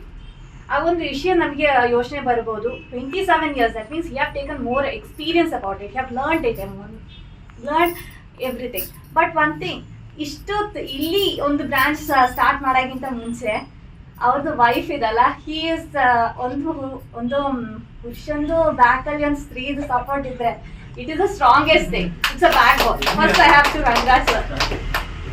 Then the next one is that ಈ ಕಂಪನಿ ಸರ್ ಹೇಳಿರ್ತಾರ ಮನುಷ್ಯತ್ವದಲ್ಲಿ ನೋಡಬೇಕು ಅಂತ, ಬೆನಿಫಿಟಿಗೆ ಅಲ್ಲ ಅಂತ. ಅದ್ರ ಮಾತನ್ನ first lady have to appreciate. ಮತ್ತೆ ಹೇಳಿದ್ರೆ ಈ ಕಂಪನಿ ನಮ್ಮ ಕೊಡಗಲ್ಲಿ ಅದು ಶುರು ಮಾಡಿದ್ದಕ್ಕೆ I will appreciate you sir, because ಎಲ್ಲರಿಗೂ ಇಲ್ಲಿ ಇಳುವರಿಗೆ ಹೆಲ್ತ್ ಇನ್ಶೂರೆನ್ಸ್ ಬಗ್ಗೆ ಅಷ್ಟು ಗೊತ್ತಿರಲ್ಲ. ಆಗ ನೀವು ಸ್ವಲ್ಪ ಸಪೋರ್ಟ್ ಮಾಡಿ ಇಲ್ಲಿಗೆ ಸ್ಟಾರ್ಟ್ ಮಾಡಿದ್ದೀರಾ.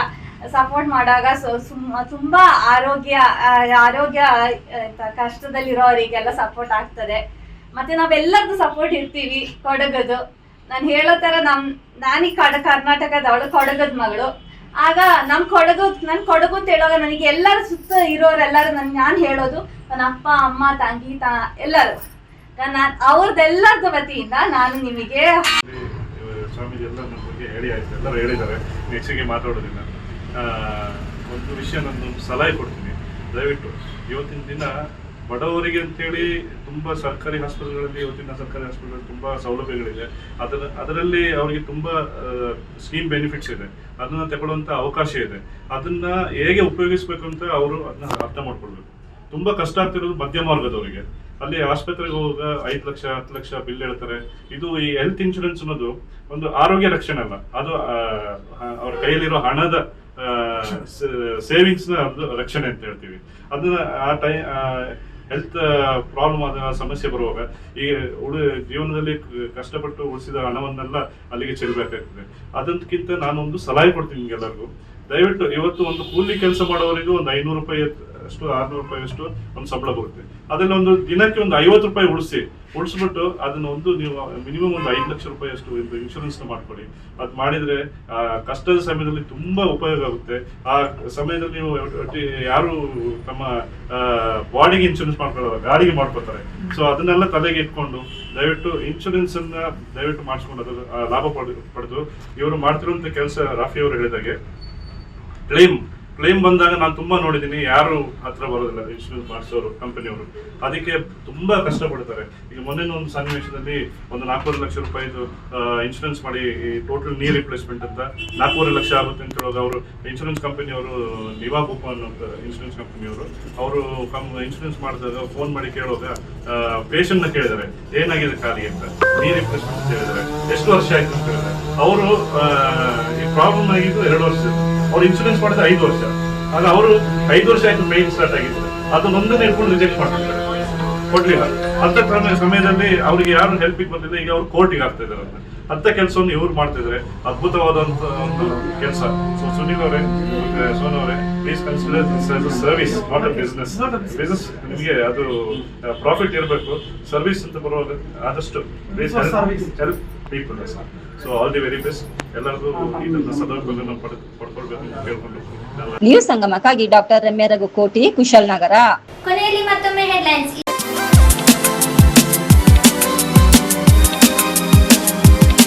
ನಕಲಿ ಜಾತಿ ಪ್ರಮಾಣ ಪತ್ರ ರದ್ದತಿಗೆ ಒತ್ತಾಯಿಸಿ ಆದಿವಾಸಿ ಸಮುದಾಯದ ಸಂಘಟನೆಗಳ ಒಕ್ಕೂಟದಿಂದ ತಹಶೀಲ್ದಾರ್ ಕಚೇರಿಯ ಮುಂಭಾಗ ಪ್ರತಿಭಟನೆ ಮಾಡಲಾಯಿತು.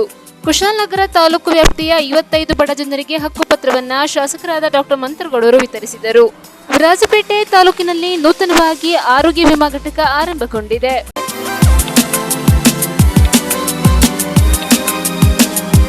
ಇಲ್ಲಿಗೆ ನ್ಯೂಸ್ ಸಂಗಮ ಮುಕ್ತಾಯವಾಯಿತು. ಸುದ್ದಿ, ಮಾಹಿತಿ, ಮನರಂಜನೆಗಾಗಿ ನೋಡ್ತಾ ಇರಿ ಸಂಗಮ ಟಿವಿ. ವಂದನೆಗಳೊಂದಿಗೆ ಲಕ್ಷ್ಮೀ ಸಂತೋಷ್ ಗೊಬ್ಬಳಿ.